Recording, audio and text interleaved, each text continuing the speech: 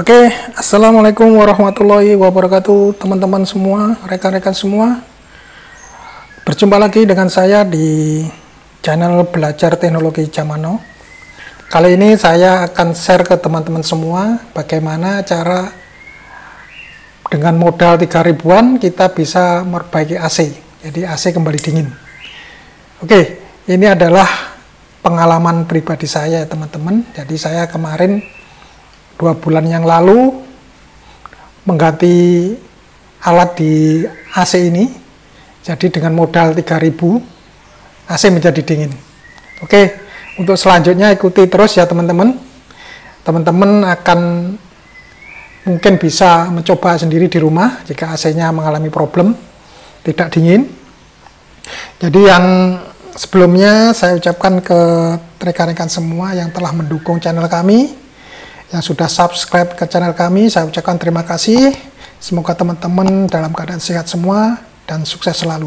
Oke, kita lanjutkan. Jadi judulnya yaitu dengan modal 3.000 AC rumah kembali dingin. Jadi ini adalah pengalaman pribadi saya ya, 3 bulan yang lalu kalau nggak salah. Saya punya 2 AC, yang satu nggak dingin, yang satu juga nggak dingin. Setelah cek kita ganti sendiri, ternyata dua-duanya udah dingin, sampai sekarang masih dingin. Jadi modalnya 3.000-an ya. Ini kalau kita cek di sini ini namanya kapasitor ya, kapasitor odor, kapasitor kipas odor ya, 3.000. Jadi nanti akan saya jelaskan posisinya gimana sih kipas odornya ini, bagaimana cara menggantinya, kita ikuti terus ya. Jadi sebelum ke sana kita akan coba menjelaskan dulu ya, tip agar tidak tertipu sama tukang AC ya. Jadi kadang itu tukang AC itu macam-macam ya, ada yang jujur, ada yang suka menaikkan harga gitu. Jadi teman-teman setelah mungkin mendapati AC di rumah rusak ya, jadi teman-teman jangan percaya dulu sama tukang AC dulu ya. Sebelum cek kondisi AC saat tidak dingin itu kenapa sih, problemnya apa. Misalkan AC kita nyalain, problemnya apa, ciri-cirinya apa, misalkan odornya atau kipasnya nggak nyala atau AC-nya nggak nyala gitu. Jadi kenali dulu kerusakannya, biar kita ngerti nih yang rusak apanya. Kemudian kenali dulu harga-harganya komponennya. Jadi komponennya itu sekarang kan model zaman sekarang kan banyak sekali yang dijual di online ya. Teman-teman bisa cek di internet, bisa di handphone, misalkan di toko online kita bisa cek nih harga-harga yang sekarang itu berapa sih harga-harga komponen AC. Oke, sebelum menginjak penggantian ini saya jelaskan dulu ya. Saya jelaskan mengenai konsep kerja AC split ini. Sebenarnya split itu ada 2 model ya. Jadi model indoor sama model outdoor. Kalau indoor itu yang dipasang di kamar atau di ruang rumah kita. Kalau outdoor dipasang di luar. Karena outdoor ini mengeluarkan panas sehingga dipasang di luar ya. Jadi kalau yang indoor itu komponennya ini ada AC-nya, terus kemudian di dalamnya itu ada evaporator.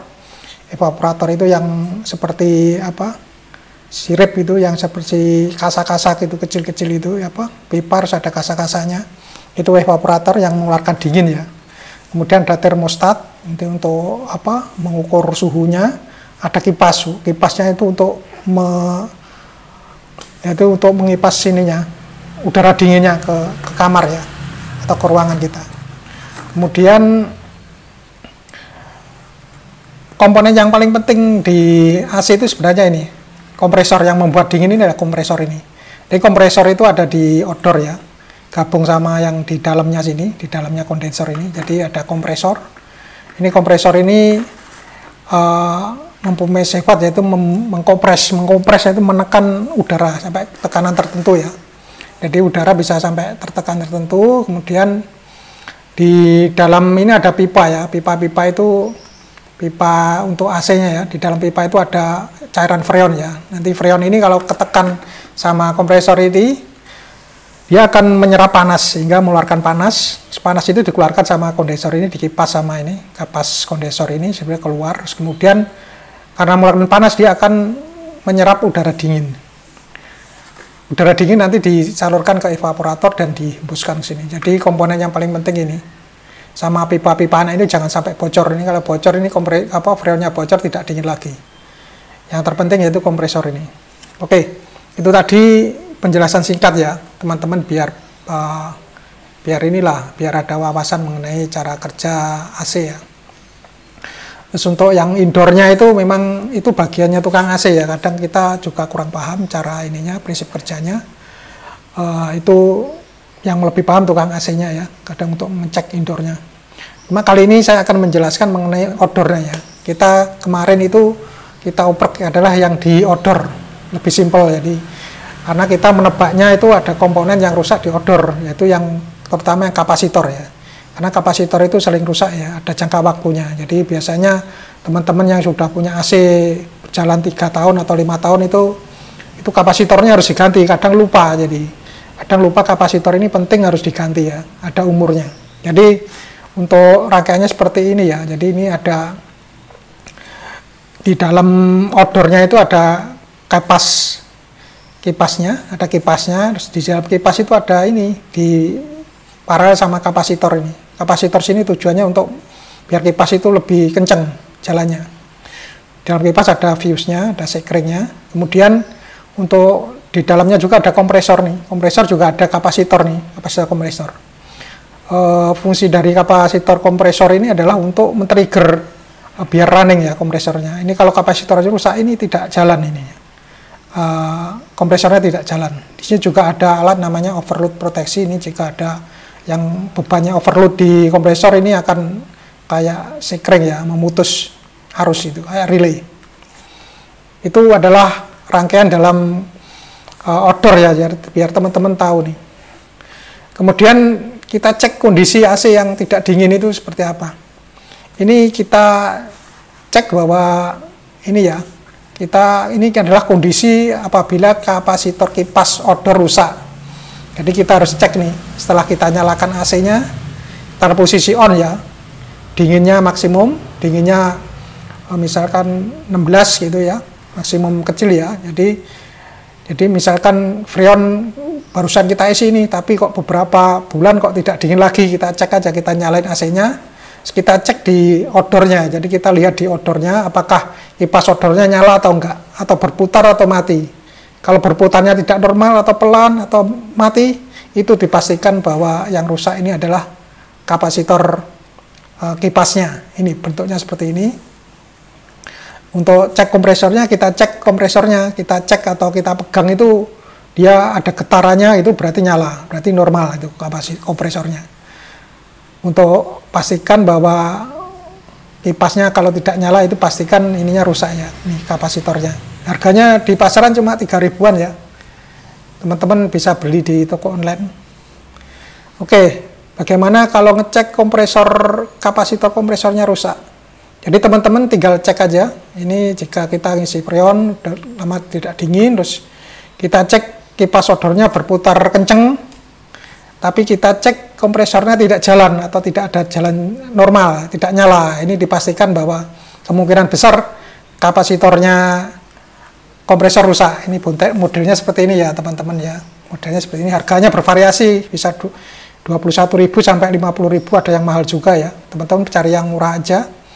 Ini kita cari sendiri. Ukurannya biasanya 20 mikrofarad ya. Ini tergantung kapasitas AC-nya ya. Setengah PK atau 1 PK, 3/4 ada ukurannya sendiri ya.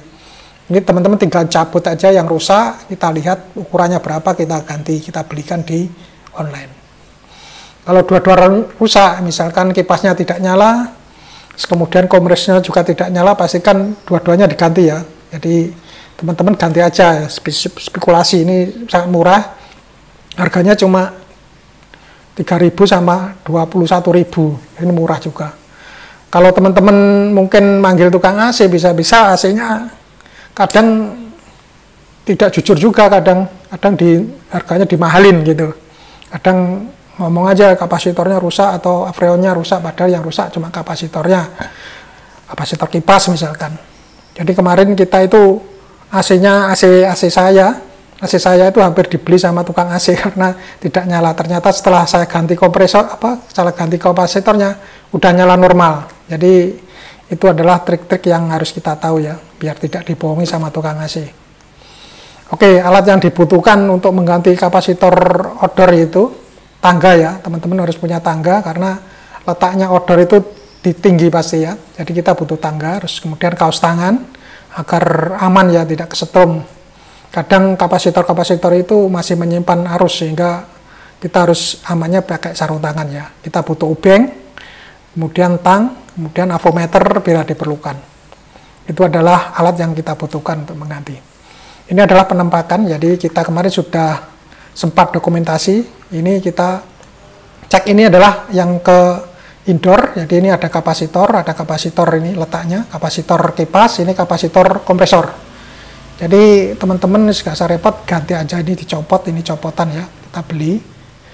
Ini penampakannya seperti ini ya, ini kapasitor, ini kapasitornya. Jadi rangkaiannya seperti yang saya jelaskan sebelumnya tadi ya. Ini lari ke kipas, ini lari ke kompresor. Ini juga sama, ini lari dari indoor ini, dari indoor lari ke kapasitor, sama kapasitor kompresor, sama kapasitor kipas. Jadi cukup simpel penampakannya seperti ini ya teman-teman. Nah ini penampakan dari kapasitor yang rusak ya, ini kemarin kita cabut, ini untuk kapasitor yang kipas, ini kapasitor yang untuk kompresor. Jadi memang kemarin itu kita punya dua AC, yang satunya itu rusak memang yang kapasitor kompresor, yang satu rusak pas kapasitor kipas. Ini semua saya ganti, sekarang udah jalan normal dua-duanya. Kalau teman-teman pengen lihat di rangkaiannya, ini seperti ini, yang seperti yang saya gambarkan tadi ya, ini nempel di bagian odornya, jadi di odornya ada rangkaian perkabelannya seperti ini. Oke teman-teman, jadi untuk kapasitor di toko online ini udah saya searching ya, ini harganya 3.100 ya, murah sekali ya, yang buat kapasitor kipas ya. Kemudian yang kapasitor buat yang kompresor ini cukup murah, 21.000. Teman-teman bisa cari sendirilah di toko online. Terus untuk yang kondisi sekarang itu ada gabungan, jadi kapasitor kipas sama kapasitor kompresor itu jadi satu.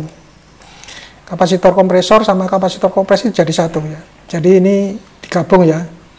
Jadi lebih simpel ya. Mungkin teman-teman biar tahu aja ya, ini ada gabungan ini. Jadi mungkin yang AC-AC yang sekarang itu udah gabungan gini modelnya. Tidak ada yang hitam-hitam itu, jadi satu sini. Kapasitor yang 2 mikrofarad sama 20 mikrofarad itu jadi satu. Jadi lebih simpel. Oke teman-teman, itu tadi yang bisa saya share ya mengenai pengalaman saya pribadi mengenai perbaikan AC ya. Teman-teman bisa mencoba sendiri. Ini yang sempat saya dokumentasi, yaitu odor setelah saya ganti AC ya. Ini teman-teman bisa lihat sendiri, jadi AC-nya kipasnya jadi kencang dan AC-nya dingin ya sampai sekarang. Kira-kira sudah berjalan 3 bulan ini masih dingin. Oke, itu tadi teman-teman yang bisa saya share. Semoga teman-teman bisa mempraktekkan sendiri bagaimana cara menggantinya. Salam sukses selalu. Wassalamualaikum warahmatullahi wabarakatuh.